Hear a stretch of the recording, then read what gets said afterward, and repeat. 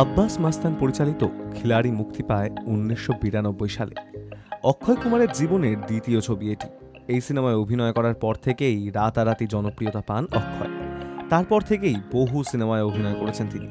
তবে বলিপাড়ায় অক্ষয়ের খিলাড়ি তকমা আজও অটুট। কিন্তু অক্ষয়ের নাকি খিলাড়িতে অভিনয় করার কথাই ছিল না। প্রথমে প্রস্তাব গিয়েছিল সলমান খানের ভাই আরবাজ খানের কাছে। নিজেই সে কথা জানিয়েছেন আরবাজ। অক্ষয় এবং আরবাজ প্রায় একই সময় বলিউডে কাজ শুরু করেন। অক্ষয় ততদিনে সৌগন্ধ নামে একটি সিনেমায় অভিনয় করছেন। আরবাজ তখনও পর্দায় আসেননি, তবে কাজের কথাবার্তা চলছিল। সেই সময় নাকি খিলাড়ির প্রস্তাব আসে তার কাছে, কিন্তু সেই প্রস্তাব ফেরান আরবাজ। সাম্প্রতিক একটি সাক্ষাৎকারে আরবাজ বলেন, আমি খিলাড়ির প্রস্তাব ফেরাতে বাধ্য হই, কারণ আমার তখন অন্য একটি ছবির সই করা হয়ে গিয়েছিল।